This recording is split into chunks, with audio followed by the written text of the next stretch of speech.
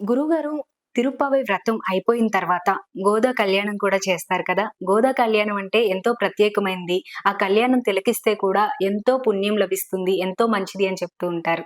ఒకసారి ఆ కళ్యాణం గురించి వివరిస్తారా? ఈ ధనుర్మాసంలో ప్రత్యేకించి అన్ని విష్ణువాలయాలు తిరుప్పావై వ్రతం చేస్తూ ఉంటారు.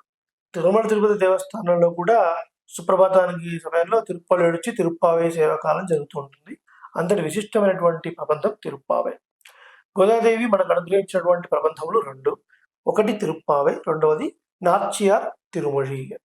మనము ఇంతకు ముందు చెప్పుకున్నట్లుగా మరి మానవులు తరించడానికి అంటే ఈ భూమి మీద పుట్టినటువంటి ప్రతి మానవుడు తరించాలి అంటే ఒక 3 విషయాలు మనం చక్కగా గుర్తుపెట్టుకోవాలి. అమ్మవారు అది చెప్పడం కోసమే అవతరించింది శ్రీవిల్లిపుత్తూరులో అని చెప్పారు. ఏమిటా 3 విషయాలు? కీర్తనం, ప్రపదనం, స్వస్మై ప్రసూనార్పణం ఉంది. ముందు భగవన్నామాన్ని కీర్తించడం. తిరుప్పావై అనే ప్రబంధంలో భగవన్నామాన్ని చాలా విలక్షణంగా కీర్తించింది అమ్మవారు. ఎన్నో చోట్ల మనకు ఆ పాశురాల్లో వస్తుంది. పాశురము అంటే గేయము, గీతము అని అర్థం. ద్రావిడ భాషలో పాశురము అని అంటారు. అలాగే నాచ్యార్ తిరుమొഴി అనే ఒక ప్రబంధంలో కూడా పరమాత్మను పొందడానికి తాను పొందిన విరహాన్ని తెలియజేస్తూ ఆ ప్రబంధాన్ని మనకు అనుగ్రహించి ఆ తర్వాత రంగనాథుడినే వివాహం చేసుకోవడం మనకు కనబడుతుంది. అత్యంత గొప్పదైనటువంటి 2 ప్రబంధాలు ఈ 2 కూడా. ఇప్పుడు తిరుప్పా ప్రబంధం అసలు ఎందుకు అమ్మవారు మనకు అనుగ్రహించిందనే విషయాన్ని చూద్దాం. తిరుప్పావై ఇది ఒక ద్రావిడ పదం. దీన్ని సంస్కృతంలో మీరు ట్రాన్స్లేట్ చేస్తే శ్రీవ్రతం అని అంటారు. శ్రీ అంటే మహాలక్ష్మి అని అందరికీ తెలుసు. అంటే సంపద. ఈ సంపద అనేక రూపంలో ఉంటుంది. పశు సంపద, ధాన్య సంపద, ఇలా రకరకాల సంపద ఉంటుంది. అలాగే భగవత్ సంపద. అన్నిటికన్నా గొప్పదేంటి? భగవత్ సంపద. అసలు ఐశ్వర్యం అంటే ఏంటి? ఈశ్వరస్య భావ ఐశ్వర్యం. పరమాత్మకు సంబంధించిన సంపదే గొప్ప సంపద. శ్రీవ్రతం. ఈ తిరుప్పావై అనే వ్రతాన్ని ఈ ధనుర్మాసంలో మనం ఆచరించినట్లయితే ఈ లోకంలో మనం సుఖంగా ఉండడానికి కావాల్సినటువంటి అన్ని సుఖాలు మనం పొందవచ్చును. తర్వాత అంటే ఎంత గొప్పవారైనా కొంత సమయానికి దేహాన్ని వదిలిపెట్టాల్సిందే. ఆ దేహాన్ని వదిలిపెట్టిన తర్వాత ఈ జీవాత్మ ఎక్కడికి వెళ్ళాలి? మళ్ళీ హీనమైనటువంటి జన్మలు పొందకుండా గొప్ప జన్మలు పొందడానికి అంటే పారలౌకిక సౌఖ్యం అంటారు. ఈ లోకంలో సౌఖ్యాన్ని ఇహలోక సౌఖ్యము, ఆ తర్వాత పొందే సౌఖ్యాన్ని పారలౌకిక సౌఖ్యం అంటారు. ఈ 2 మనకు కలుగుతాయి అని చెప్తారు. మరి ఇంతకన్నా మనకు కావాల్సింది ఏముంటుందండి? తిరుప్ప వ్రతంలో లోకమంతా సుభిక్షంగా ఉంటుంది. ఈ వ్రతాన్ని మనం చేసినట్లయితే ఎన్నో గొప్పగా అందించింది. అంతా బాగుందండి. అసలు దీనికి బ్యాక్గ్రౌండ్ ఏంటి? అవతారిక అని చెప్తాం కదా. ఎందుకు తిరుప్ప గ్రంథాన్ని మనకు అనుగ్రహించింది? దానికి ఏదో ఒక కారణం ఉండే ఉండాలి. ఇందాక మనం చెప్పుకున్నాం, పరమాత్మకే చెందినది గోదాదేవి. తన్నే చేసుకోవాలి, వివాహం చేసుకోవాలి అనుకున్నప్పుడు మరి పరమాత్మ శ్రీకృష్ణుడిగా కలియుగంలో ఎక్కడన్నా ఉన్నాడా? లేడు. మరి ఏం చేసింది గోదాదేవి అంటే తన తండ్రి ద్వారా ఎన్నో విషయాలు తెలుసుకొని కృష్ణుడి పైన అపారమైనటువంటి ప్రేమను పెంచుకుంది. కృష్ణ అంటే ఏమిటి అర్థం? కృష్ అంటే అపరిమితమైన అని అర్థం. నా అంటే ఆనందము అని అర్థం. అపరిమితమైన ఆనంద స్వరూపుడు కృష్ణ, సుఖ స్వరూపుడు కృష్ణ అని అర్థం. మరి పరమాత్మనే పొందింది. నాన్నగారు నేను వివాహం చేసుకుంటే కృష్ణుడినే చేసుకుంటాను అంది. అప్పుడు ఆయన చెప్పారు, మనం చెప్పుకున్నాం కదా, పరా వ్యూహ విభవ అంతర్యామి. ఆ 4 మూర్తుల్ని మనం సేవించలేము. అవతారాలు త్రేతాయుగంలో రాముడు అవతరించాడు, వెళ్ళిపోయాడు. ద్వాపరయుగంలో కృష్ణుడు అవతరించాడు, వెళ్ళిపోయాడు. ఇప్పుడు ఎక్కడున్నాడు కృష్ణుడు నువ్వు వివాహం చేసుకోవడానికి అంటే మరి కనీసం కృష్ణ పరమాత్మ తిరిగినటువంటి ఆ బృందావనానికి తీసుకువెళ్ళండి. అక్కడ ఆ గోవర్ధనగిరిని చూసి కాస్త ఆ మట్టిని శిరస్సు పైన ధరించి నా ప్రాణం నిలుపుకుంటాను, లేదా ఆ యమునా నదికి తీసుకుని వెళ్ళండి, ఆ యమునా తీర్థాన్ని కొంచెం సేవించి ప్రాణం నిలుపుకుంటాను అని అడిగింది. కానీ అదేమో ఉత్తర భారతదేశం, శ్రీవిల్లిపుత్తూరు ఏమో దక్షిణ భారతదేశం. మరి వెళ్ళడం చాలా కష్టం. ఈ రోజుల్లో ఉన్న సౌకర్యాలు లేవు. ముఖ్యంగా పెరియాళ్ళవార్లు అక్కడ స్వామికి సేవ చేస్తూ ఉన్నారు. కాబట్టి అవన్నీ కొంచెం కష్టంతో కూడుకున్నటువంటి పనులు అన్నప్పుడు ఒకరి ద్వారా ఒక వృత్తాంతాన్ని వినింది గోదాదేవి. ఏమిటా వృత్తాంతము అంటే బృందావనంలో గోపికలందరూ, ఇదంతా ద్వాపరయుగంలో జరిగినటువంటి ఒక సంఘటన. గోపికలందరూ కృష్ణుడితోని చాలా ఆనందంగా ఉన్నారు. తర్వాత తర్వాత కొంతకాలానికి వయసు పెరుగుతూ వస్తుంది. కృష్ణుడి యొక్క కొంట చేష్టలు కూడా పెరుగుతూనే వస్తున్నాయి. ఏం చేసేవాడు మన కృష్ణుడు? కృష్ణుడు పుట్టక ముందు ఆ బృందావనంలో గోవులు 1 లీటర్ పాలిచ్చాయనుకోండి, ఏదో కొంత పెరుగు వస్తుంది. 1 లీటర్ పెరుగుని మనం చిలికితే కొంత వెన్న వస్తుంది. దాన్ని కాస్తే కొంత నెయ్యి వస్తుంది. అలా కాదు, కృష్ణ పరమాత్మ అవతరించిన తర్వాత పశు సమృద్ధి చక్కగా పెరిగి 1 లీటర్ పాలకి లీటర్ పెరుగు, లీటర్ పెరుగుకి అంతే క్వాంటిటీ ఉన్నటువంటి వెన్న, అంతే క్వాంటిటీ నెయ్యి అంత వస్తున్నప్పుడు మరి చిలకాలి అంటే ఎప్పుడో తెల్లవారుజామున ప్రారంభిస్తేనే అవన్నీ అవుతాయి. గోపికలందరూ పాపం తెల్లవారుజామునే ఆ కడవల్లో పెట్టి చిలుకుతున్న సమయంలో మరి అప్పుడు విద్యుత్ దీపాలు లేవు కదా, ఎలక్ట్రిసిటీ లేదు, ఏదో కాస్త నీటి దీపాలు పెట్టుకొని ఉండేవారు. మనవాడు వెనక నుంచి వచ్చేవాడు కృష్ణుడు. ఎలా ఉంటాడు కృష్ణుడు? నీలమేఘశ్యాముడు. నల్లగా ఉంటాడని చెప్పొద్దు, నల్లగా ఉంటాడని చెప్పాలి. చీకటి నలుపు, ఈయన నలుపు, వెనక నుంచి వస్తూ ఉంటాడు, వచ్చి కాస్త ఉఫ్ అని ఉంటాడు. వెనకాల వెంటనే ఆ దీపం ఆరిపోతుంది, వెంటనే చేతులు పట్టుకుంటాడు, ఆ వెన్న కాస్త ఆగిస్తాడు. ఇంకో గొప్పకి తిరిగి వెళ్తాడు. ఇప్పుడేమో వెనక నుంచి వచ్చాడు ఇందాక, ఇప్పుడు ముందు నుంచే వెళ్ళి ఇంకెంతసేపు చిలుకుతావు, త్వరగా ఇవ్వు నాకు వెన్న అన్నట్టు చూస్తాడు.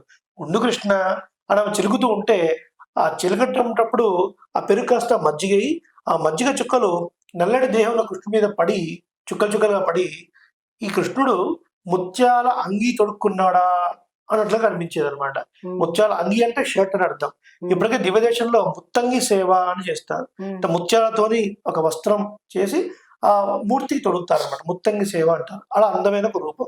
ఇలా ఎన్నో చేష్టలు చేస్తూ ఉండేవాడు.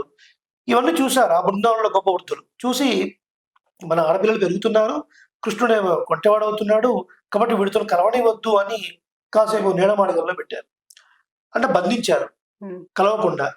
అయ్యో కృష్ణుడిని కలిస్తే గాని వీళ్ళకి రోజు గడవదు.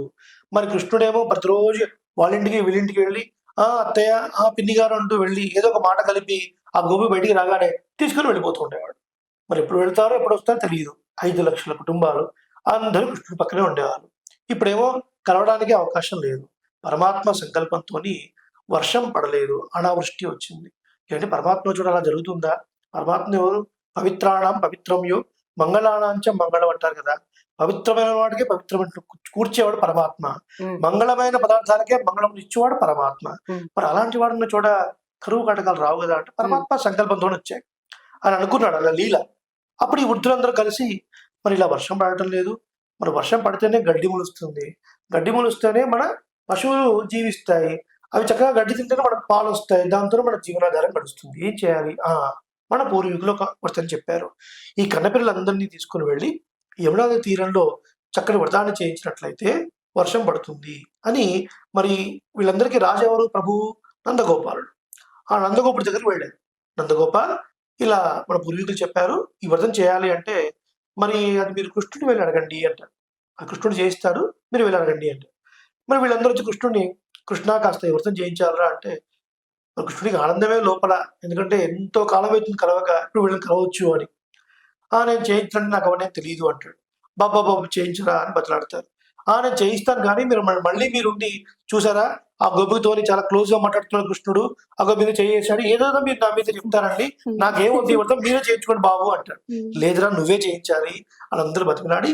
ఎవరైతే బంధించారో ఆ గోపవృద్ధులే అందరు గోపికలను తీసుకొచ్చి కృష్ణుని చేతిలో పెడతారు. ఈ వ్రతం చేయించండి అని వాళ్ళు వెళ్ళిపోతారు. ఎంతో కాలం తర్వాత కలిశారు కృష్ణుడిని. కృష్ణుడు అంటే ఆనంద స్వరూపుడు.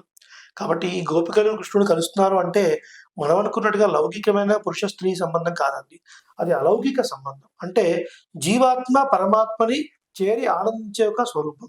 అసలు ఎవరి గోపికలంతా? త్రేతాయుగంలో ఋషులందరూ కూడా దండకారణ్యంలోకి వచ్చినటువంటి రాముడిని చూసి మోహిస్తారు. ఋషులంటేనే సంసారాన్ని వదిలి ఆ అరణ్యంలో కూర్చొని పరమాత్మ గురించి తపస్సు చేసుకునేవాళ్ళు. వాళ్ళకి ఏమైనా కోరికలు ఉంటాయా? ఏ కోరికలు ఉండవు.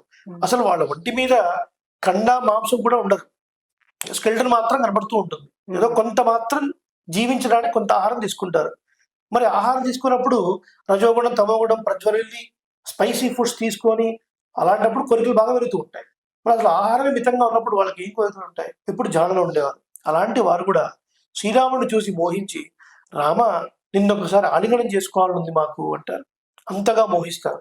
సీతాదేవితో నీకున్న సంబంధాన్ని మాకు ఇవ్వు అంటారు. నేను ఏకపత్ని వ్రతుణ్ణి, నేను ఇవ్వలేను.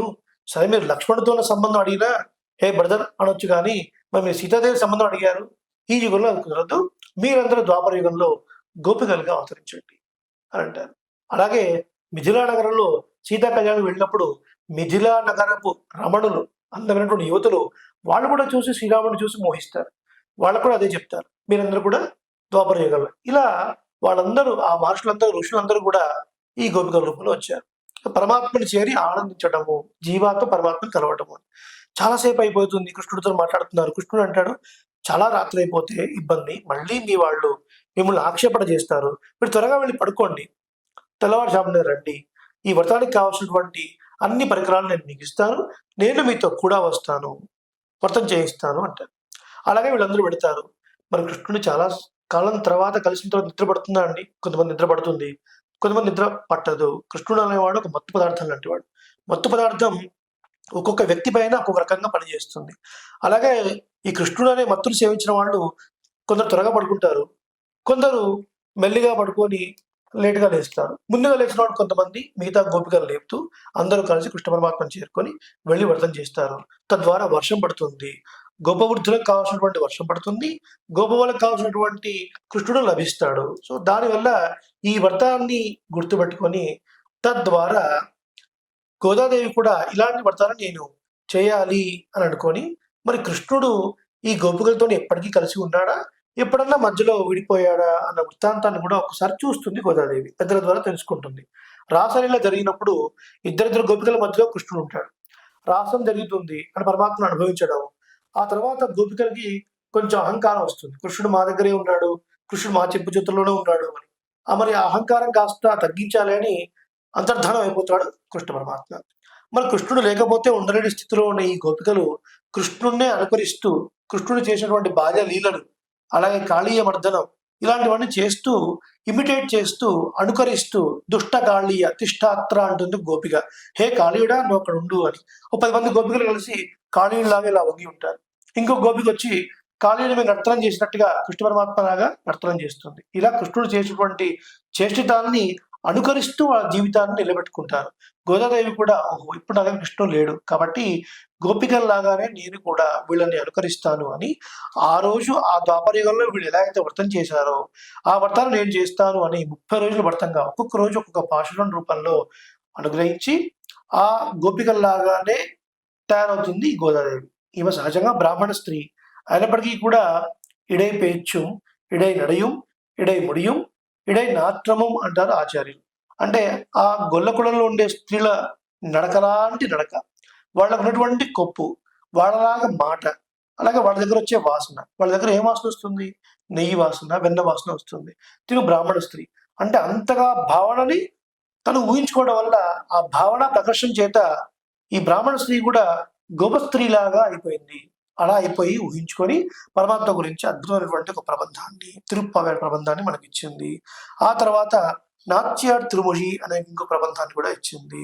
ఇలా గోదాదేవి 30 పాశురాలు అంటే రోజుకు ఒక పాశురం చొప్పున ఆ చీవెల్లిపుత్తూరు అనే దివ్యదేశంలో ఉన్నటువంటి ఆ భగవంతుడు ఉండే స్థానాన్నే నందగూడు భవనంగా భావించింది. నందగోపుడు అక్కడ భవనం ఉంది, అందులో కృష్ణుడు ఉన్నాడు. అక్కడ ఉన్నటువంటి భగవన్మూర్తిని కృష్ణుడిగా భావించింది. శ్రీవెల్లిపుత్తూరునే బృందావనంగా భావించింది. అలాగే తన చుట్టూ ఉన్నటువంటి స్నేహితుల్ని గోపికలుగా భావించి తాను ద్వాపర యుగంలో ఎలా అయితే ఆ గోపికలు వ్రతం చేశారో, అంటే ఏం చేశారు? ఆ రోజు రాత్రి వాళ్ళందరూ ఇంటికి వెళ్ళారు. ప్రొద్దుగాలే తొందరగా లేచిన వాళ్ళు మిగతా గోపికలు లేపుకుంటూ కృష్ణ భవనానికి వెళ్ళి వ్రతం చేశారు. అది ఒకరోజు జరిగింది. కానీ గోదాదేవి 30 రోజుల పాటు వ్రతం చేస్తున్నట్టుగా అలా భావించి తిరుప్పావై అనే ప్రబంధాన్ని మనకిచ్చింది. ఏం తెలుసుకోవాలి తిరుప్పావై నుంచి? తిరుప్పావై ద్వారా సమాజానికి ఉపయోగపడే అంశాలేంటి? ఇది ఎవరో ఒక వర్గం వాళ్ళే చేయాలా? లేదా ఇది అందరికీ ఉపయుక్తమా అనేది మనం ఒక 10-15 నిమిషాల్లో చూద్దాం. తిరుప్పావై యొక్క గొప్పతనం ఏంటి అనేది. తిరుప్పావై అనే ప్రబంధంలో 30 పాశురములు ఉన్నాయి. వేదం అனைத்துக்கும் విత్తాహం కోదై తమిళ్ అని అంటారు. అంటే ఈ సకల వాంగ్మయం, ఈ వేదం అంతా ఎందుకు వచ్చింది అంటే ఓంకారం యొక్క అర్థాన్ని చెప్పడానికి వచ్చింది. అకార, ఉకార, మకార, ఆ ఉ మ కలిస్తే ఓంకారం. ఈ ఓంకారం యొక్క అర్థాన్ని వివరించడానికే ఇంత వాంగ్మయము వచ్చింది. కాబట్టి ఈ ఓంకారం యొక్క అర్థాన్ని తెలిపేది తిరుప్పావై ప్రబంధము అంటారు. అయ్యో అదేంటండి, అనంతావై వేదాహ, అనంతమైన వేదములు ఉన్నాయి, ఇతిహాస పురాణాలు ఉన్నాయి, మరి ఇవి 30 పాశురాలు కదా, ఇందులో అంతర్థాలు ఉన్నాయా అంటే ఎన్నో గొప్ప అర్థాన్ని నిక్షిప్తం చేసి గోదాదేవి మనకు అందించారు తిరుప్పావై అనే ప్రబంధం ద్వారా. ఈ 30 పాశురాల్లో అనేకమైనటువంటి సారభూతమైనటువంటి అర్థాలు మనకు ఉన్నాయి. ధ్వని ప్రధానమైనటువంటి కావ్యము అంటారు. అంటే ఒక వాక్యం మనం చదువుతున్నప్పుడు ఆ వాక్యాన్ని అనుసరించి వచ్చే అర్థం ఒకటి, లోపల గంభీరంగా ఉన్నటువంటి అర్థం ఒకటి. దాన్ని ధ్వని ప్రధానమైనటువంటి కావ్యము అంటారు. 30 పాసురాల్లో మొదటి 5 పాసురాల్లో ఉపోద్ఘాతం ఉంటుంది. ఉమ్, ఏంటి ఉపోద్ఘాతము? ఆ తర్వాత పాసురాలు ఏంటి అనేది మనం చూద్దాం. 30 పాసురాల్లో మొదటి 5 పాసురాల్ని ఉపోద్ఘాతం అని చెప్తారు. అంటే ఏం చెప్పింది గోదాదేవి ఇందులో? అంటే మొదటి పాసురంలో ఈ వ్రతం చేయడానికి అర్హులు ఎవరు? ఎవరు చేయాలి ఈ వ్రతాన్ని? బ్రాహ్మణులు చేయాలా? క్షత్రులు చేయాలా? మగవాళ్ళు చేయాలా? ఆడవాళ్ళు చేయాలా? ఇలా నియమం అంటూ ఏమీ లేదు. అందరూ చేయవచ్చును. ఒకటే ఒక నియమం. ఏంటా నియమం అంటే పరమాత్మని పొందాలి. పరమాత్మ యొక్క కళ్యాణ గుణాన్ని అనుభవించాలి అనొక ప్రీతి ఉంటే చాలు. ఆ కోరిక ఒక్కటి ఉంటే చాలు. ఎవరైనా ఈ వ్రతాన్ని చేయొచ్చు అని మొదటి పాసురంలో చెప్పింది మార్గళి తింగళ.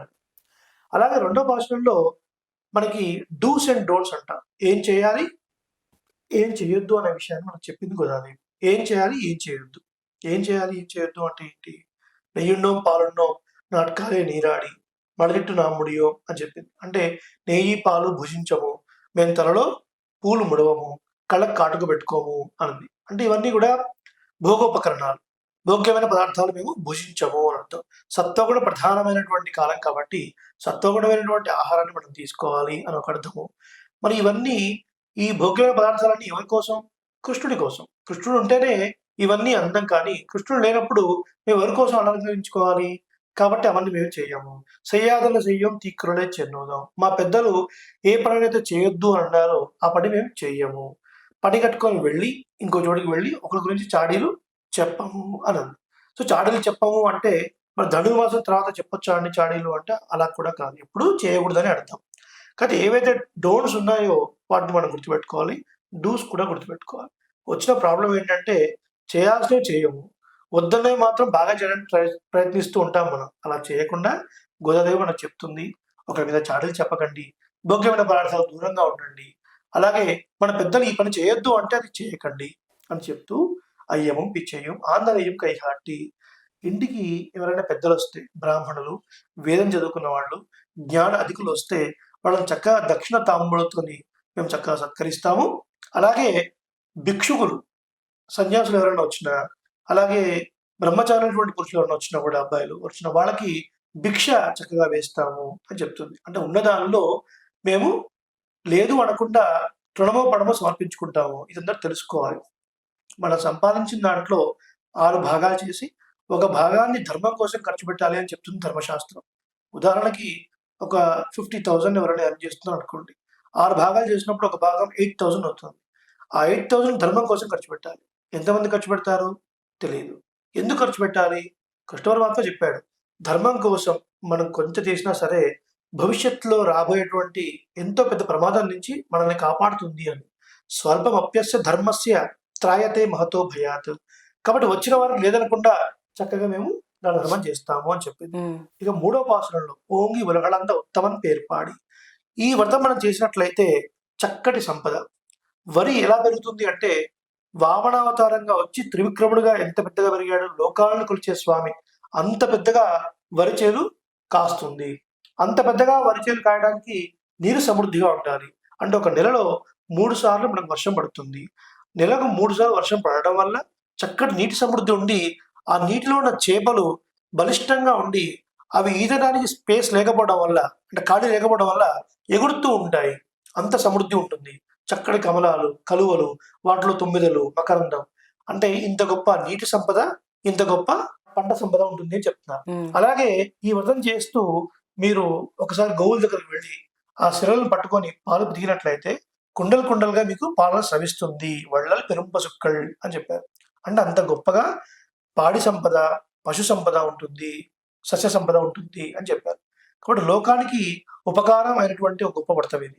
4వ పాసురంలో ఈ వ్రతం చేయడానికి మనం ఉపక్రమిస్తే మనం వెళ్ళి ఇంకొక దేవతల దగ్గర మాకు వర్షం కురిపించు, మాకు ఇది కావాలి అది కావాలి అని అడిగే అవసరం లేకుండా వాళ్ళే వచ్చి మనకు కావాల్సినవన్నీ కూడా అనుగ్రహిస్తారు అని వర్షదేవుణ్ణి నువ్వు ఇలా వర్షం కురిపించు అని చెప్తున్నట్టుగా మనకు కనపడుతుంది. వర్షదేవ, నువ్వు సముద్రం లోపలికి వెళ్ళి చక్కగా నీటిని తీసుకొని చక్కగా మేఘం అంతా విస్తరించి ఆ పరమాత్మ చేతిలో ఉన్నటువంటి చక్రంలాగా మెరిసి శంఖంలాగా శబ్దించి చక్కగా వర్షాన్ని కురిపించు అంటుంది. ఈ పాసురంలో సైన్స్ ఉంది.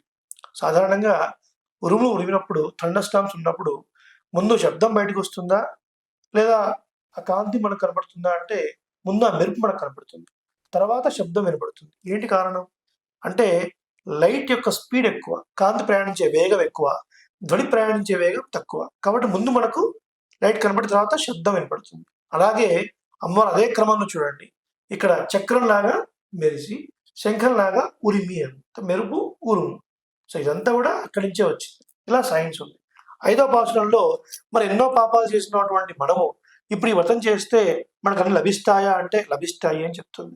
అసలు పాపాలు ఎన్ని రకాలుగా ఉన్నాయి అంటే చాలా రకాలుగా ఉన్నాయి. ఎప్పటి నుంచి వచ్చాయి?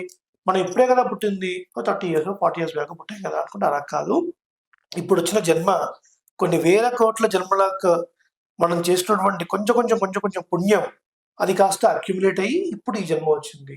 అంటే కొన్ని వేల కోట్ల జన్మలు గడిచిపోయిన తర్వాత మానవ జన్మ వచ్చింది. కాబట్టి చక్కడైన జన్మ ఇది, దుర్లభం, ఇది చాలా కష్టం. ఇలాంటి జన్మలో మనం ఏం చేయాలి, ఏం చేసి తరించాలి అని తెలుసుకోవాలి. మరి ఎన్నో కోట్ల జన్మల్లో ఏ రూపంలోనో మనకు తెలియదు. పశువు, పక్షి ఏ రూపంలో ఉండొచ్చు, జంతువులు, పోనీ మనిషిగానే పుట్టిండొచ్చు, ఎన్నో దుర్మార్గమైన పనులు చేసి ఉండొచ్చు. మరి ఆ పాపం అంతా పోతే కదా పరమాత్మ మనకు లభించేది అంటే అప్పుడు గోదాదేవి చెప్తుంది అనమాట, అలా ఏం అక్కర్లేదు. మీరు పరమాత్మనే ఉద్దేశించి ఇంకా వేరే ఏ ఆలోచన లేకుండా ఆయన్నే పొందాలి, ఆయనే శరణు, ఆయనే రక్షకుడు అని వెళ్ళి మీరు చక్కటి పుష్పాన్ని సమర్పించి మనసారా చింతించి నోరారా కీర్తిస్తే చాలు, ఆ పరమాత్మ మనకున్న పాపాలను తీసేస్తాడు అని 5వ పాసురంలో మాయనై మన్ను వడమదురై మైందని అని చెప్తుంది. చక్కగా పుష్పాన్ని సమర్పించడం కదా, అలాగే శరణాగతి చేయడం, అలాగే పరమాత్మ నామాన్ని కీర్తించు చింతించడం, మనసా వాచ కర్మణ, ఈ 3 మనం పరమాత్మ పరంగా చేసినట్టయితే మన పాపాలు అగ్నిహోత్రంలో వేసినటువంటి దూదిలాగా పోతాయంట. అగ్నిహోత్రంలో దూది వేస్తే మనకు కనపడదు, ఇంకా రెసిడ్యూ ఉండదు. అదే అగ్నిహోత్రంలో మీరు సమిధ వేశారనుకోండి, అది కాలి బొగ్గు అవుతుంది, బొగ్గు కాస్త కాలి బూడిదవుతుంది కదా, ఒక రెమినెంట్ రెసిడ్యూ ఉంటుంది. కానీ మనం ఈ రకమైన ఆలోచనతో పరమాత్మే రక్షకుడు, ఆయనే అన్ని మనకు సమకూరుస్తాడు, ఇంకే ఆలోచన లేకుండా మనం ఇలా వెళ్ళి పరమాత్మను కీర్తించి చింతించి పుష్పాన్ని సమర్పిస్తే మన పాపాలన్నీ అగ్నిహోత్రంలో వేసిన దూదిలాగా మిగలకుండా పడిపోతాయి. అలాగే రాబోయే పాపాలు కూడా మనకు అంటవు అని చెప్తుంది గోదాదేవి. ఇది ఉపోద్ఘాత. తర్వాత 10 పాసురాల్లో ఒక్కొక్క గోపికను లేపుతున్నట్టుగా కనబడుతుంది, నిద్ర లేపుతున్నట్టుగా. మరి అదేంటి, గోపికలందరికీ కూడా కృష్ణుడు అంటే ఒకే రకమైన ప్రేమ భక్తి కదా. అలాంటప్పుడు మరి ఒకరు పడుకుని ఉండటం ఏంటి, ఒకరు లేవటం ఏంటి అంటే, వాళ్ళు పడుకోవడం నిద్ర తామస నిద్ర కాదు. తామస నిద్ర అంటే లౌకికమైనటువంటి మనము పడుకునేటువంటి ఒక నిద్ర, అలాంటి నిద్ర కాదు. సాత్వికమైన నిద్ర, భగవద్ గుణాలను అనుభవిస్తూ ఉన్నటువంటి ఒక నిద్ర. అలా ఒక 10 మంది గోపికలు లేపుతున్నట్టుగా మనకు కనబడుతుంది. అయితే ఏంటి 10 మంది? బృందావనంలో 5 లక్షల మంది ఉన్నారు కదా, మరి 5 లక్షల మందిలో 10 మందే పడుకుంటున్నారా, మిగతా వాళ్ళందరూ లేచారా అంటే అలా కాదు. ఎంతో మంది లేపి ఉండొచ్చు, కానీ ఉపలక్షణం అని చెప్తారు. ఉపలక్షణంగా ఓ 10 మందిని చూపించారు అంటే వీళ్ళు లేపితే అందరినీ లేపినట్టే. మరి అలాంటప్పుడు ఒక 10 మంది ప్లేస్లో 5గురినో 6గురినో కూడా నిద్ర లేపుతున్నట్టుగా ప్రబంధం పాడి ఉండొచ్చు కదా, అది కూడా ఉపలక్షణమే కదా అంటే కాదు కాదు. ఈ 10 మంది ఆళ్వార్లకి సమానము.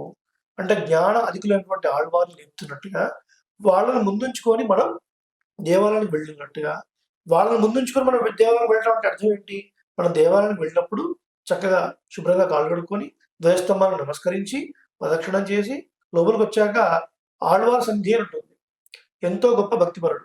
సో వాళ్ళని నమస్కరించి లక్ష్మీ అమ్మవారిని నమస్కరించి ఆ తర్వాత మనం స్వామివారిని సేవించాలి. ఇది ఒక క్రమం అనమాట. ఎందుకు ఇలా అంటే పరమాత్మ సర్వజ్ఞుడు, మనం చూడగానే ఎన్నో జన్మల్లో మనం చేసిన పాపం మనకు గుర్తొస్తుంది కదా. మరి అలా గుర్తొచ్చినప్పుడు ఎన్నో కళ్యాణ గుణాలు ఉన్నప్పటికీ, అంటే శుభమైన గుణాలు ఉన్నప్పటికీ మనం చేసిన పాపం కనపడి మన అనుగ్రహం ఫలించవచ్చు, ఫలించకపోవచ్చు.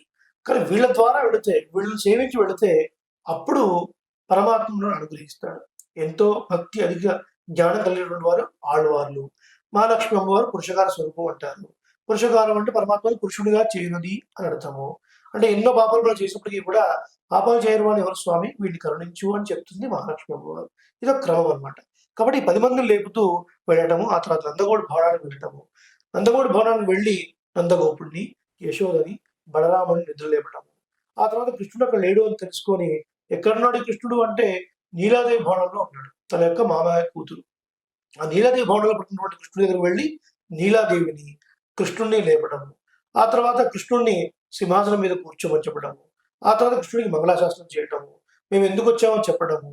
అంటే ఈ వ్రతం అంతా ఎలా కనపడుతుంది మొదటి నుంచి చూస్తే, గోపికలు ఆ ద్వాపర యుగంలో చేసే వ్రతం దేనికోసం చేశారు? ఏదో వర్షం కోసం చేశారు. ఉమ్, మరి దానికి కావాల్సిన పరికరాలన్నీ కూడా కృష్ణుడి దగ్గర ఉన్నాయి. పరై అని అంటారు. మొట్టమొదటి భాషలో కనబడుతుంది. నారాయణనే నమకే పరై తరువా అని అంటారు. నారాయణుడు మనకు పర అనే వాయిద్యాన్ని ఇస్తాడు.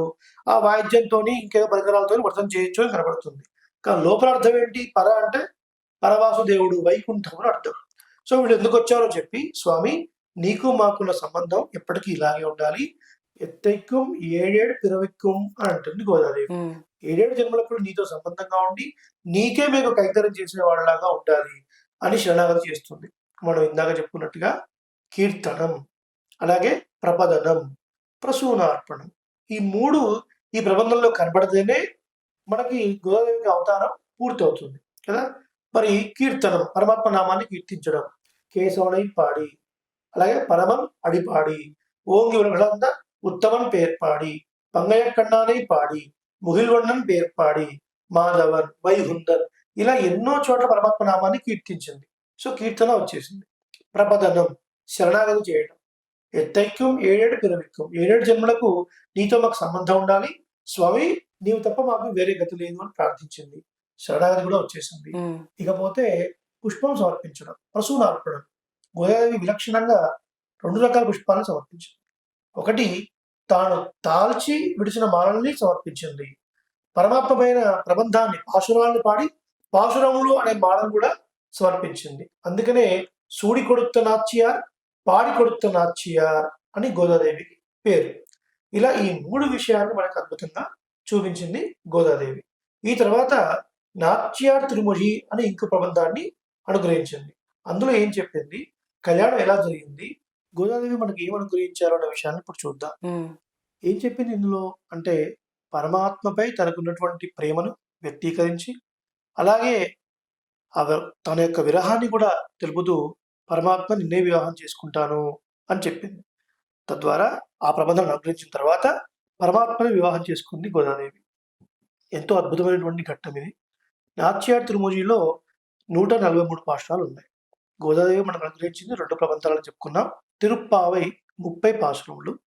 ఆ తిరుప్పావై సేవించడం వల్ల ఏంటి అంటే, పాతకంగల్ తీర్க்கும் పరమన్ అడికాట్టు, మన పాతకాలు నశిస్తాయి, అలాగే పరమపదము లభిస్తుంది, మోక్షము లభిస్తుంది, సుఖం లభిస్తుంది, ఈ లోకంలో పరలోకంలో సుఖం లభిస్తుంది అని చెప్పుకున్నాం. నాచ్యార్ తిరుమొഴിలో 143 పాశురాలు. దీని ఇంగ్లీష్లో మీరు చెప్తే 143 అంటారు. It means I love you అని అర్థం. మరి ఆండాళ్ చాలా పాతది, ఎప్పుడో ఓల్డ్ అండి, అవుట్ ఆఫ్ సిలబస్ అంటారు. ఎంత మోడర్న్ ఉన్నో చూడండి ఆండాళ్. అప్పట్లోనే 143 పాశురాల ద్వారా స్వామి నేను నిన్నే ప్రేమిస్తున్నాను, నేను నిన్నే చేరుకుంటాను అని చెప్పగానే చెప్పింది. ఇలా మనం కంపేర్ చేసుకున్నా కూడా ఇప్పటికీ సమాజానికి హితమైనటువంటి ఎన్నో విషయాలు మనకు ఉంటాయి అని తెలుస్తుంది. మనకి తిరుప్పావైలో కూడా ఒక అద్భుతమైన విషయం ఉంది. 5వ పాశురంలో మనం చూస్తే, మనసా వాచ కర్మణ అంటే పరమాత్మ యొక్క నామాన్ని చక్కగా చింతించి, అలాగే నామాన్ని చెప్పి పుష్పాన్ని అక్కడ సమర్పించండి అని. దీన్ని మనం ఇప్పటి పిల్లలకి ఎలా అర్థమయ్యేలాగా చెప్పాలి అంటే, ఒక ఆస్కార్ మూవీ ఉందండి రీసెంట్, RRR, మీరందరూ చూసే ఉంటారు. సో RRR మూవీని ఎలా మీరు తిరుపతి కనెక్ట్ చేస్తారు అంటే, రికార్డ్, అలాగే రిమెంబర్ అండ్ రీప్రొడ్యూస్. మనకు వేదం చెప్పిన క్రమం ఏం చెప్పింది వేదం? శ్రోతవ్య, మంతవ్య, నిధిధ్యాసితవ్య అని చెప్పింది. ముందు వినండి, చక్కగా దాన్ని ధ్యానం చేయండి, మెమరైజ్ చేయండి, ధ్యానం చేయండి అని చెప్పింది. సో అదే కదా RRR. రికార్డ్ ముందు చక్కగా వినాలి, తర్వాత రిమెంబర్ గుర్తుపెట్టుకోవాలి, రీప్రొడ్యూస్ దాన్ని మనం రీప్రొడ్యూస్ చేయాలి. అలా చేసినప్పుడు ఇలా మనం చేస్తూ పరమాత్మ నామాన్నే కీర్తిస్తూ, పరమాత్మని కీర్తించడంలో ఇంకో ఫలం లేదు, ఆయన్ని సేవించడమే, ఆయన ఆరాధించడమే ఒక ఫలం. అదే పెద్ద ఫలం తప్ప దీని ద్వారా మనకు ఏదో వస్తాయి అన్న ఆలోచన లేకుండా ఈ వ్రతం చేయాలి అని గోదాదేవి చెప్తుంది. కానీ అది చాలా కష్టం మనకి. చేస్తూ చేస్తూ పోతే మెల్లిగా మెల్లిగా అలవాటు అవుతుందండి. ఎందుకంటే సహజంగా ఏ ప్రయోజనం లేకుండా ఎవరు ఏ పని చేయరు. ప్రయోజనం అనుద్దిశ్య నా మందోపి ప్రవర్తతే అంటారు. మందోపి అంటే ఎంత బుద్ధి తక్కువ వాడైనా అని అర్థం. తెలంగాణ భాషలో ఎడ్డివాడు అంటారు చూసారా, అలాంటి వాడు కూడా గొడ మీద కూర్చొని కాళ్ళు ఊపుతూ ఉంటాడు. వాడికి ఏదో ప్రయోజనం ఉంది, అందుకే వాడు కాళ్ళు ఊపుతున్నాడు. కానీ ఏ ప్రయోజనం లేకుండా ఎవరే పని చేయరు. మరి మనం ఏ వ్రతం చేసినా ప్రయోజనం లేకుండా ఎలా చేస్తామండి అని మనకు కనపడుతుంది. ముందు ముందు చాలా విశేషాలు పెద్దల ద్వారా తెలుసుకున్నప్పుడు మనం ఏదో కోరి చేస్తే ఆ కోరికలన్నీ ప్రస్తుతానికి సుఖంగా అనిపించినా తర్వాత అవన్నీ కూడా దుఃఖంలోకే వెళతాయి కాబట్టి అది సరైన సుఖం కాదు. ఎప్పుడూ మన నుంచి విడిపోకుండా ఉండే సుఖమే నిజమైన సుఖం అని తెలుస్తుంది కదా! సో, అందుకని పరమాత్మని మనం సేవించేటప్పుడు దీని ద్వారా నాకేదో వస్తుంది అని కాకుండా, నేను చేస్తున్నాను, ఇది నాకు సంబంధించింది, దీని ద్వారా నాకు ఫలం వస్తుంది అన్న బుద్ధిని త్యాగం చేయాలి. కర్తృత్వ త్యాగం, మమతా త్యాగం, ఫలత్యాగం ఇలా మనం చేయాలి. సో, దీన్ని మనం మనసులో నాటుకోవాలి. అందుకే నాటు నాటు నాటు నాటు ఆ పాటను మీరు విన్నప్పుడల్లా మీకు గోదాదేవి గుర్తు రావాలి కదా! గాం దదాతి ఇతి గోదా, చక్కటి సంపదలు, చక్కటి వాక్కులు ఇచ్చినది గోదా. నాటు నాటు అన్నప్పుడల్లా గోదాదేవి చెప్పిన విషయాల్ని నాటండి, నాటండి, నాటండి. A B C always be careful, A B C always be cheerful, and D E F G don't ever forget God, don't ever forget gomata, don't ever forget guru, don't ever forget Goda. ఇలా మీరు నాటు నాటు ఇలా నాటుకున్నట్టయితే స్టూడెంట్స్ అయినా మనమైనా బాగుపడతాం. ఇలాంటి విషయాలు చెప్పి పరమాత్మకే మనం చెందిన వాళ్ళం కాబట్టి ఆయన్నే వివాహం చేసుకుంటామని అద్భుతంగా ప్రబంధంలో చెప్పింది. ఈ వ్రతం చేసిన తర్వాత పరమాత్మ అనుగ్రహించాడు గోదాదేవిని. కానీ తను నేరుగా అనుగ్రహిస్తే ఆ ఆనందం తట్టుకోలేక అది చాలా ఉన్మస్తకమయ్యి కొన్ని ప్రమాదాలు ఏర్పడే అవకాశం కూడా ఉంది. అతి ఆనందం కూడా తట్టుకోలేమండి ఎవరు. కాబట్టి పరమాత్మ ముందుగా స్వప్నం రూపంలో గోదాదేవికి తన యొక్క దర్శనాన్ని ఇచ్చాడు. ఇచ్చి తను వస్తున్నట్టుగా, అలాగే ద్రావిడ ప్రబంధంలో మనకు కొన్ని విషయాలు కనపడుతూ ఉంటాయి. ఆ ప్రాంతానికి చెందినటువంటి ఒక సంప్రదాయం ఏంటి అంటే, వివాహానికి ముందు వరుడు వచ్చి అక్కడ ఒక కార్యక్రమం నడుస్తుంది. తనకి జానువాసం అని పేరు. అలా వరుడు వస్తున్నట్టుగా, ఈ జానువాసం జరిగినట్లుగా పాణిగ్రహణం, సన్నికల్లు, లాజహోమం ఇవన్నీ స్వప్నంలో పరమాత్మ కృప చేస్తాడు గోదాదేవికి. వారణమాయిరం అని అంటారు. ఒక వైదికమైన ప్రక్రియ. వైదికమైన కుటుంబంలో జన్మించింది గోదాదేవి విష్ణు చిత్తుల వారికి. అదే వైదిక ప్రక్రియలో ఈ వివాహం నడుస్తుంది తన యొక్క కలలో. వారణం ఆయిరం అనే ప్రబంధం. దీన్ని ప్రతి దేవాలయంలో కూడా గోదా రంగనాథుల కళ్యాణం అనంతరం తప్పక దీన్ని సేవిస్తారు, అంటే పాలన చేస్తారు. అలాగే కొంతమంది ఇళ్లలో కూడా చేస్తారు. అంటే మన ఆ వివాహ క్రతువులో ఏమైనా తెలిసి తెలియగల దోషాలు ఉంటే అవన్నీ కూడా పోతాయి అని. అద్భుతమైన ప్రబంధం. ఆ ప్రబంధంలో గోదాదేవి చెప్తుంది, తన యొక్క సఖి ప్రియ సఖి చెప్తుంది అనమాట. వరణమాయిరం చూడబలం సేదు నారణ నంబి నడకిండ్రాన్ ఎన్నెతిల్. హే తోడి, ఓ సఖి, కృష్ణ పరమాత్మ 1000 ఏనుగులు చుట్టూ ఉండగా మధ్యలోంచి నడుచుకుంటూ వస్తున్నాడు, అంత అందంగా వస్తున్నాడు అని. ఏంటా పోలిక? 1000 ఏనుగులు పరివేషితమై ఉండగా ప్రదక్షిణ పురస్సరంగా శివలిపుత్రులకు వస్తున్నాడు కృష్ణ పరమాత్మ నన్ను వివాహం చేసుకోవడానికి. అంటే ఏంటి అర్థం? 1000 ఏనుగుల మధ్యలో ఈ కృష్ణ పరమాత్మ అందరి ఇళ్లలో, గోపికల ఇళ్లలో వెన్న నెయ్యి చక్కగా తిని ఈయన గుండెలాగా నడుచుకుంటూ వస్తున్నాడు అని అర్థం. అది కాదు. ఏంటి అర్థం అంటే, ఏనుగులలో నడుస్తున్నాడు అంటే అంత గొప్ప టీవీ అని అర్థం అనమాట. స్వామి యొక్క నడకలో సౌందర్యం శ్రీరామాయణంలో మనకు కనపడుతుంది. శ్రీరామాయణంలో విశ్వామిత్ర మహర్షి శ్రీరాముడిని, లక్ష్మణ స్వామిని మిథిలా నగరానికి తీసుకెళ్తాడు. తీసుకెళ్ళిన తర్వాత జనక చక్రవర్తి, మరి విశ్వామిత్ర మహర్షి వచ్చాడంటే ఆయన రిసీవ్ చేసుకోవడానికి వెళ్ళాడు కదా. శతానందుడు అనేటువంటి ఆయన యొక్క పురోహితుని తీసుకొని శతానందుడు, జనక చక్రవర్తి ఇద్దరు కలిసి విశ్వామిత్ర మహర్షి దగ్గరికి వెళ్ళి నమస్కరించిన తర్వాత ఆ మహర్షి పక్కన వీళ్ళిద్దరు కనబడతారు. వీళ్ళని చూసి, ఎవరు వీళ్ళు ఇంత అద్భుతంగా ఉన్నారు? ఇమౌ కుమారౌ భద్రంతే దేవతుల్య పరాక్రమౌ గజసింహ గతి వీరౌ శార్దూల వృషభూపమౌ. హే మహర్షి, ఎవరండి వీళ్ళు? అద్భుతమైన తేజస్తో ఉన్నారు. వీళ్ళ నడక సౌందర్యం గజగతి, సింహగతి, శార్దూల గతి, వృషభగతి. ఏంటది? ఒక గజం నడుస్తూ ఉంటే మత్తెక్కిన గజంలో నోట్లోంచి ఒక ధార సాగుతూ ఉంటుంది, మతజలం అంటారు. అంటే బాగా మత్తెక్కిన ఏనుగు అది నడుస్తూ ఉంటే ఒక హుందాతనం, అలా ఒక నడక. అలాగే సింహగతి, సింహం ఎవరండి? మృగరాజు, అడవికి రాజు. ఆ రాజు లాంటి ఒక నడక. శార్దూల గతి, పెద్ద గుడి లాంటి ఒక నడక. అలాగే వృషభ గతి, శత్రువుల మీదకి వెళ్ళేటప్పుడు రొమ్ము చీల్చుకుంటూ పరాక్రమంతో వెళ్ళే ఒక గతి. వీళ్ళ నడకలో అన్ని సౌందర్యాలు కనబడుతున్నాయి, ఎవరు వీళ్ళు అని అడుగుతారు. అలాగే కృష్ణ పరమాత్మ నడుచుకుంటూ వస్తుంటే ఆ గజగతిని వివరిస్తుంది అమ్మవారు. అలా వస్తుంటే ఆ ఊర్లో వారంతా కూడా బంగారు కలశాల్లో పవిత్రమైన తీర్థాన్ని పట్టుకొని స్వాగతం చెప్తున్నారు. ఊర్లో వాళ్ళందరూ కూడా ప్రతి ఒక్కళ్ళ ఇంటి ముందు చక్కటి రంగవల్లు ముగ్గులు వేసి తోరణాలు చక్కగా పాటించి అందరూ వెల్కమ్ చెప్తున్నారు. ఏంటండి, పెరియాళ్ళ వారి కూతురుని గోదాదేవి వివాహం చేసుకోవడానికి వస్తున్నాడు కృష్ణ పరమాత్మ. మరి ఊర్లో వాళ్ళందరూ అంటే మనం చూడండి, ఇప్పటికీ గ్రామాల్లో వివాహం అయిన తర్వాత వాళ్ళ ఇంటికి కొత్తడులు వచ్చాడు అనుకోండి, మన ఇంటికి ఆహ్వానిస్తున్నప్పుడు కూడా అల్లుడు గారు రండి అంటాం. అంటే వాళ్ళ ఇంటికి అల్లుడైనా కూడా మన ఇంటికి అల్లుడులాగా భావిస్తాం. మరి అదే కదా అప్పుడు అక్కడి నుంచే వచ్చింది ఈ సాంప్రదాయం. కాబట్టి కృష్ణ పరమాత్మ పెరియాళ్ళ వారికి అల్లుడుగా వస్తున్నారు. అంటే మన ఊరికే అల్లుడైనా అని చెప్పి ప్రతి ఒక్కరు ఇంటిని చక్కగా అలంకరించుకొని తోరణాలు కట్టి పూర్ణకుంభ స్వాగతం చెప్తారు. అలా పరమాత్మ వచ్చాడు, ఈమెను స్వీకరించాడు. అద్భుతంగా ఆ ప్రబంధంలో అన్నీ వివరిస్తూ వివాహ ప్రక్రియ, ఒక వైదిక ప్రక్రియ ఎలా ఉందో అలా అంతా వివరిస్తుంది గోదావరి. అది తన సఖికి చెప్తుంది. తర్వాత తండ్రి గారు కూడా చెప్తుంది. ఏంటో అర్థం కాదు. ఎలా చేయాలండి వివాహం? ఈమెమో మానవ కన్య. మరి రంగనాథుని వివాహం చేసుకుంటా అంటుంది. ఆయన ఎక్కడున్నాడు? శ్రీరంగంలో ఉన్నాడు. ఏం చేయాలో అర్థం కావట్లేదు. పరమాత్మయే ఈ పెరియాళ్ళ వారికి గోదాదేవి యొక్క తండ్రి గారి స్వప్నంలో వచ్చి పురాణ ముహూర్తాన్ని వివాహం చేసుకుంటాను, మీరు రండి అని చెప్తారు. అలాగే శ్రీరంగంలో కూడా అక్కడ పాలిస్తున్నటువంటి రాజుకి స్వప్నంలో కనిపించి మీరు సకల లాంఛనాలతోని శ్రీవల్లిపుత్తూరుకు వెళ్ళి చక్కగా పల్లకీల్లో గోదావరిని తీసుకొని రండి, నేను వివాహం చేసుకుంటాను. రంగనాథుడి ఆజ్ఞ అయినది. శ్రీరంగం నుంచి బ్రాహ్మణోత్తములు, చక్కటి స్త్రీలు అందరూ కూడా పల్లకీల్లో ఇక్కడికి వచ్చి గోదాదేవిని అలంకరించి పల్లకీల్లో తీసుకుని వెళుతున్నారు. అద్భుతంగా సాగుతుంది ఆ ఘట్టం అంతా. కానీ పెరియాళ్ళ వారికి ఏమీ కనబడటం ఇది అర్థం కావటం లేదు. అసలు ఏం జరుగుతుంది కళ్ళ ముందు? వివాహం అన్నారు. సాధారణంగా వివాహం అంటే మరొక మనిషిని ఇంకొక మనిషికి ఇచ్చి వివాహం చేస్తాం కదండి. మరి ఆయనేమో ఒక విగ్రహ రూపంలో ఉన్నాడు. ఎలా జరుగుతుంది వివాహం? కళ్ళ ముందు అన్ని జరిగిపోతూ ఉన్నాయి. అందరూ వస్తున్నారు, తీసుకెళ్తున్నారు, పల్లకీల్లో తిరిగి వెళుతున్నారు. శ్రీరంగంలో ఉన్న ప్రజలందరికీ కూడా ఒకటే ఆతృత. ఈమెమో చిన్న అమ్మాయి, రంగనాథుడు ఏమో విగ్రహమూర్తి.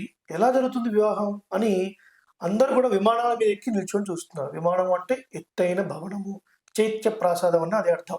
ఎత్తైన భవనాల మీద కిక్కిరిసిపోయేట్లుగా జనాలందరూ నిలబడి చూస్తున్నారు. ఎలా వివాహం జరుగుతుంది అని. పల్లకీలు వస్తున్నాయి. శ్రీరంగం ఎలా ఉంటుందండి? సప్త ప్రాకార మధ్యలో ఉంటుంది. సాధారణంగా ఒక ఊరిలో గుడి ఉంటుంది. శ్రీరంగం అలా కాదు. గుడి మధ్యలో ఊరు. 156 ఎకరాల్లో విస్తరించినటువంటి ప్రదేశం. సప్త ప్రాకార మధ్యే సరసిజ ముకుళోద్భాసమానే విమానే కావేరీ మధ్యదేశే మృదుతర ఫణిరాట్ భోగపర్యంక భాగే నిద్రాముద్రాభిరామం కటి నిగడ శిర పార్శ్వవిన్యస్తహస్తం పద్మాధాత్రీకరాభ్యాం పరిచిత చరణం రంగరాజం భజేహం. ఆదిశేషుడి మీద పౌడించి ఉన్నాడు పరమాత్మ. ప్రణవాకార విమానం సప్త ప్రాకార మధ్యలో ఉన్నాడు. ఒక్కొక్క ప్రాకారం దాటుకుంటూ వెళ్ళారు. అందరూ ఆశ్చర్యంగా చూస్తున్నారు. ఒక్కొక్క మండపం దాటుకుంటూ వెళ్ళారు. అర్చక స్వాములు వైదికమైన ప్రక్రియను వివాహం చేయించడానికి అందరూ రెడీగా ఉన్నారు. ఒక విగ్రహం ఉంది అంటే అలాగా ఉత్సవమూర్తి ఉన్నారు. గోదాదేవి కూడా వచ్చింది. ఈ ఉత్సవమూర్తితోని గోదాదేవితోని ఉత్సవమూర్తికి మాల మార్పిస్తే వివాహం అయిపోతుంది అనుకున్నారు. ఎందుకంటే స్వామి అందరికీ స్వప్నంలో కనిపించి చెప్పాడు. కానీ ఎలా జరుగుతుందో తెలియదు. సరే చేద్దాం అనుకున్నారు. మాల మార్చే ఒక ప్రక్రియ ప్రారంభించారు.